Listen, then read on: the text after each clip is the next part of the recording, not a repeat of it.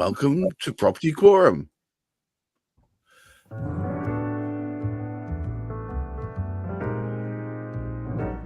As usual, joined by the stalwarts of Property Quorum, as of course Hamish McClay of Sergeant Convey, Chris Gilson of Root Home, Rowan Waller, the Property Pen.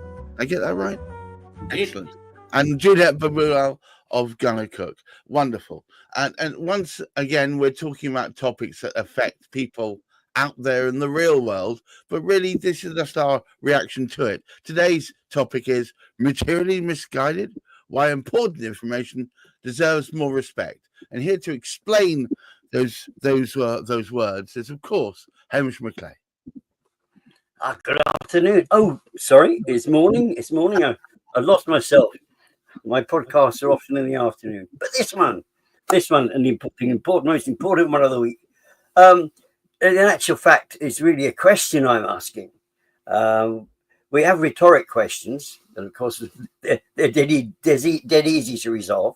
However, when we ask the question, what information do different people need? Now, we're hearing it all the time, aren't we? This material information, and different. And if you like, we're getting battered about what should be there, what shouldn't be there, and all the rest of it. But it does vary. If I was to ask the question, what is important to you? What do you feel is important to you that it's relative to have before you to help you at least get started in terms of whether you're buying a property, selling a property, whether you're actually going to start carrying out work on the property, because it does vary. Because if you're an estate agent, you're selling the property. If you're a legal on the legal sort of side of things, there's certain information which needs to be dug deeper into than other stuff. And obviously, if you're a buyer or developer, as Chris is, you basically the information you want could be slightly different. So I'm just asking the question: what is materially important, or should we actually ignore that particular term and actually call it important information? Juliet, can you start us off? What is the important information that you need? Let's call it that. I think it's ultimately about what your end goal is. So if you are buying that property to live in it, you might want privacy, for example.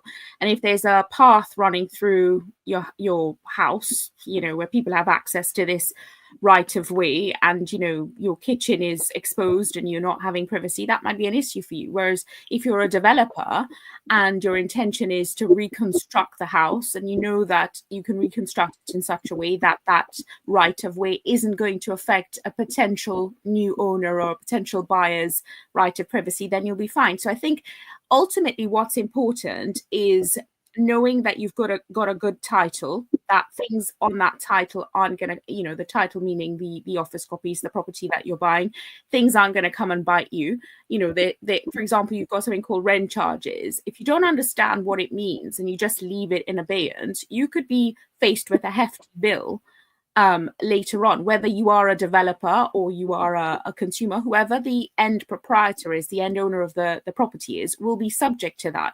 So there's certain things that will affect the marketability of a title, and that's really important for anyone buying it, because ultimately you want to be in a position to be able to sell that property to at least get back what you've paid for it. So if you're in a position where you are given information and you ignore that information because you think it's not material or it doesn't impact you, and then you come to sell it and someone else who's buying that picks up on certain things and they offer you less than you actually purchased the property for, then you're going to be left with, a bit disjointed because you haven't paid attention to the information that you've got. And the one thing I would just say is that you know what you know, but you don't know what you don't know. And we've said that before, which is why going to the respective professionals, getting the right reports, etc., so that you know that market value, that price that you've paid for that property is what is the actual worth, and you're not left with a hole in the end when you're trying to get rid of the property. Are you given, Chris, the most material information when you need it? Because you spend a lot of time researching and buying properties. You must come across all the time. Yeah, and there's some element of information overload as well. But as usual, Juliet's hit the nail on the head. It comes down to what the intent is with that particular property. So from my perspective, the devil really is in the detail, and it starts at the point of negotiating an agreement between a buyer and a seller. And it's normally you need to factor in what you're looking to do and obviously get all the details down in the heads of terms to form part of the initial contract. But then following from that, your intent with that particular property is absolutely paramount. So lots of the stuff that we do is in the house of multiple occupancy space. And there, in some instances, there are restrictions on being able to convert properties into HMOs that are embedded within the title. And that's a challenge. And there may be ways around that, and there may not be ways around that. And so you need to factor that into your thinking, factor that into your risk profile, your appetite, and whether or not that kills the deal for you. In similar ways, there's all sorts of levels of material detail that may be relevant to you or may not be relevant to you. So I'm based out of Liverpool, as people may know, and around the Merseyside region, there's over the last decade or so, there's been a scandal around leaseholds. So one of the devils in the detail was that certain unscrupulous developers, shall we say, they put in that the ground rent doubled every 10 years or so. Well, that's okay if it's a penny, but if you keep doubling, that soon becomes quite problematic. And off the back of that, there is a big scandal that's possibly still ongoing around that particular issue. So yeah, it really does come down to having the right people around you to be able to pinpoint, well, that's a problem that you've probably not seen, and the fact that you have people like Juliet on the team is absolutely paramount to helping those transactions run smoothly and protecting you and telling you to possibly consider walking away when that's important. Goodness gracious! That's the old chessboard. Put a double the grain of sand on each square. That becomes a geometric scale. It's ridiculous. Warren, do people provide the right information? Is the information that is required at the time actually provided correctly? So, well, we now have the material information parts A, B, and C, which is there to tell estate agents what material they need to provide. But you've also got consumer protection from unfair trading regulations that would supersede that. So what we have to put down as material information isn't necessarily all the information that a buyer would ever possibly want. So for example, what Chris has just talks about, buying HMOs, I'm not sure there is a requirement in parts A, B, and C to disclose whether or not a property has been in continuous HMO use since prior to 2011, for example. I don't think that would appear in parts A, B, and C. But if you were an HMO buyer and the estate agent knew you were an HMO buyer and you're trying to sell an HMO property to this HMO buyer and you haven't checked whether this property's been in continuous HMO use since prior to 2011 and it's got its proof of that through ASTs that go back that far, then that buyer is going to not be able to purchase that as an HMO property and then get the HMO license in certain areas of Oxford, for example. So I would then argue that estate agent will have been guilty of not providing material information that the estate agent should have been professional enough to go and gain. You know, they should have been there fact checking, putting that property on the market, knowing that they're advertising a property for an HMO sale. They should know that this is, you know, not going to be suitable, or it is going to be suitable for a buyer to buy a HMO and start spending their money on the process. And that's the problem. I mean, I live in North Oxford. There's a disused bus stop 200 yards from my house, and it's the old number 17 bus. It's been out of service for about 15 years now. Now, if there was a house for sale on this estate, and the buyer had mentioned to the estate agent how, oh, this is perfect because it's right by the bus stop, I can use my bus pass to get to town, and the estate agent knew that bus isn't in service, then they should be disclosing that. Now, of course, if nothing's written down, you're never ever going to be able to prove this conversation never happened. So put everything in writing, folks. But the point is that really, although that's not anything to do with parts A, B, and C, it is still under consumer protection from unfair trading regulations. That estate agent who should know whether that bus is in service or not, or the vendors who should know that bus service is running, they should be disclosing that to somebody of whom the missing bus stop is going to be of material importance to their decision-making process in the purchase. So, but for someone else who's, doesn't mind walking 400 meters to the next bus stop, it's irrelevant. It's not material to them. It doesn't affect their decision-making process. But knowledge is power, and therefore your onward decision-making can often change just based on having that new information. Juliet, do you find that there seems to be either a glut of information, which almost produces information overload, to almost disguise the bits that aren't there, or maybe there are just there are meager information provided, missing out on the important parts? See, that's where my role comes in as detective, because I look at everything with a fine-tooth comb. And if something doesn't connect, I will ask questions, to the point where if something wasn't disclosed to me, it will be deemed as misrepresentation. And we will come after the seller or whoever for damages if my client incurs damages. So it's one of those things where, again, experience comes in. There's so many things that you can miss because you just look at it and you think, oh, that doesn't mean anything. But if you've gone through the mill and you realize, well, actually there's case law on this, or this can potentially bite the purchaser. But ultimately, just going back to Rowan's example, it mightn't affect someone who's saying, I've got a car, I don't need to use the bus, that sort of information, but it might affect the saleability of the property, because then you're looking at someone who does want to use the bus stop. You're just restricted to people who have cars. Often with my clients, we're looking at risk and we're sort of thinking, well, if this is that risky, we're then reducing our ability to sell only to cash buyers, because obviously if you've got a mortgage, you've got to comply with certain things. So I think apart from just understanding the outcome or the intent of the property, you've got to look at it in terms of what's material to the next person who you might be selling this property to. That is essential. There is a barrage of information. You just go on Google and put in a topic and you see all of these forums come up and you don't really know what's true, what's not. But it goes back again to having the right professionals who've been there, done that, seen it, Correct. And can steer you right. That is, we can't stress on that enough, because that is imperative. You want to put your head on the pillow in the night and know that your purchase or your investment is, not going to come back and bite you. You've got to have the right professionals at play. It does appear to me. I've got a question for Juliet, actually. Oh, good Lord. Here we go. If I understand this is material information, or I'm sorry, is this within your book time with Juliet here? So, yeah, well, I'll be really quick on it. So this would fall under consumer protection information that we would have given as a state. I'm not an estate agent anymore, but we would have disclosed if somebody had passed away in a house, and let's say there'd been a violent death in the house, someone had been murdered in a house, or somebody had committed suicide in the house. That would be deemed as information that we should be providing.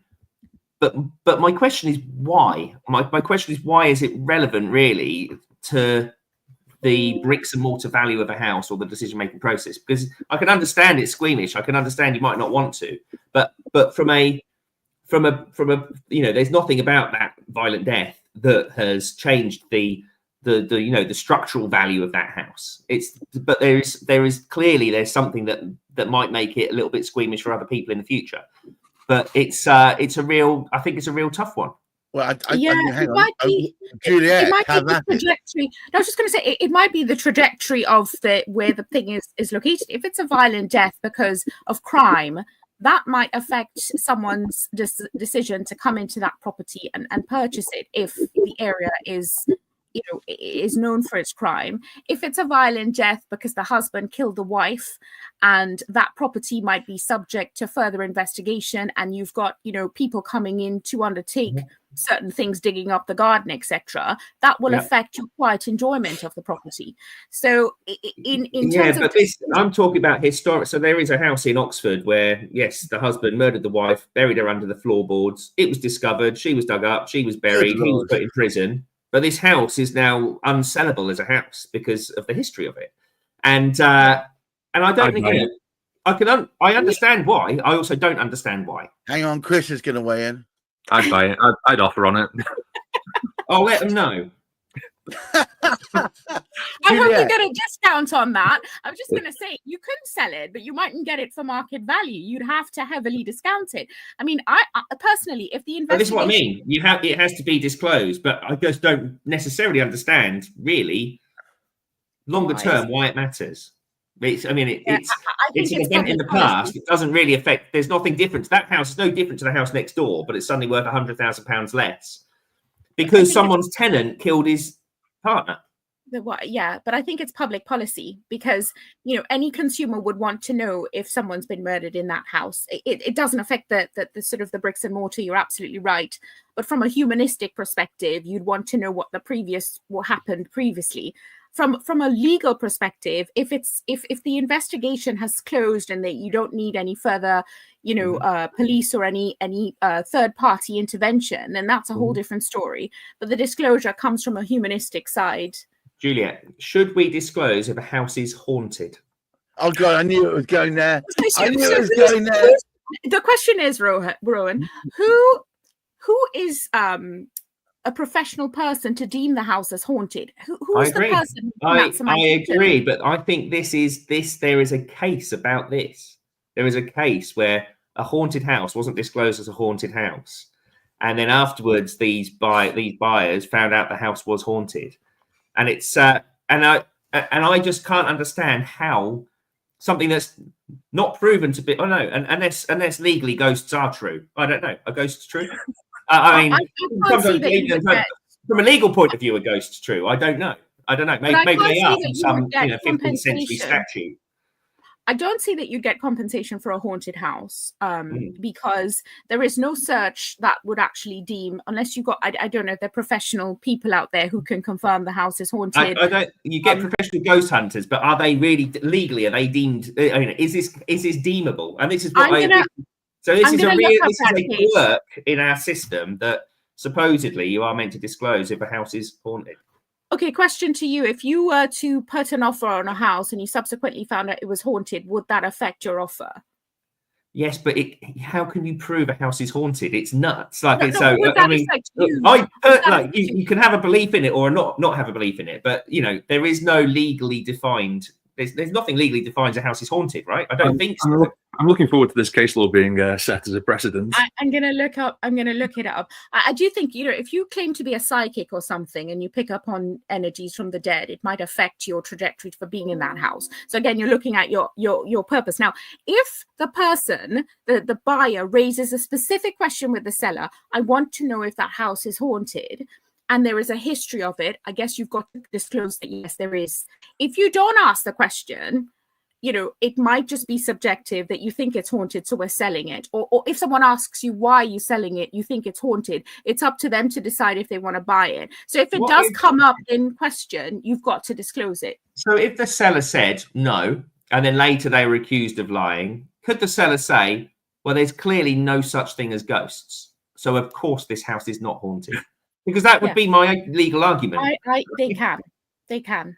You know, that is a very subjective thing. I mean, you know, again, you just like the environmental search, you can tell if there's contamination. If you had a specific search that talked about spiritual energies and things inside a house and haunted ghosts and stuff, that would be a different story. At the moment, I haven't seen that come up, but I will check the case law and see what the guidance is, because it is quite interesting. If you are a person who is affected by that kind of thing and do believe in ghosts, etc., it will affect you.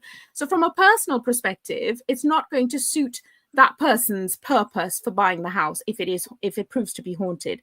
Oh, phantasms and other type spiritual objects notwithstanding, all the proof thereof. I didn't think we're going to go quite this way, Hamish, today. I'm going to pass over to our Hamish. If you're doing one of your searches, do phantasm ever come up? Is there a tick box for that?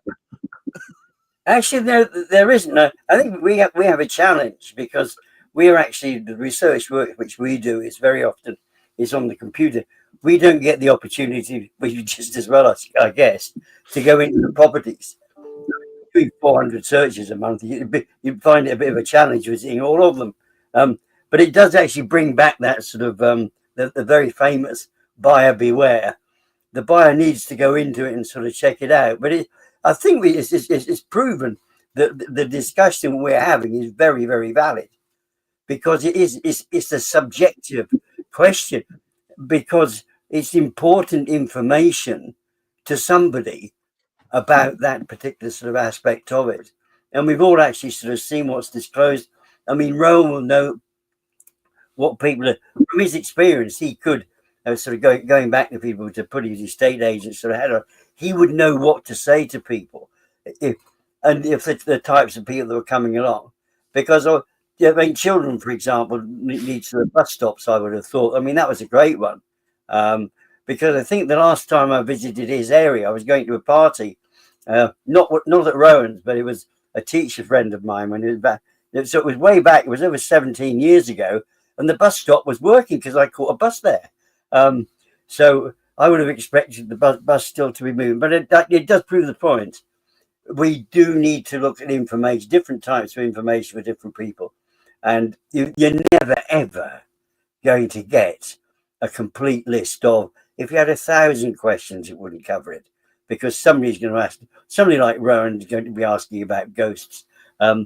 So basically, it's an uneven field to a certain extent, and you can't create a form to do it, which is why in some respects we get the overkill there. And as Juliet sort of, you can get far too much information. Yes, a deluge, I think. And the information will be revealed through the process. Okay, well, it only remains for me to thank all the members that have arrived here today for a, wait for it, spirited discussion. Oh, I did say spirit. Thank you. I'm here all week. Try the veal. And I'd once again thank Hamish McClare of Search Convey, Juliet Babulan, Gallo Cook, Chris Gilson of Root Home, and of course Rowan Waller of the Property Pen. And to those of you out there looking for some sort of existential confirmation of whether or not the property you're wishing to purchase is in fact in the human plane or otherwise, probably don't ask these guys because they won't tell you. But you should ask yourself how important it is. And of course, we know the information can affect us subjectively. But what I would say is try and get the right information from the right people. I hope you make the best purchase, and try not to disappear under the waves of the deluge of content that you might produce therein. Until next time, keep your feet on the ground, keep reaching for the stars. Try not to be scared by those scary spirits, and look after that mental health. Bye bye all.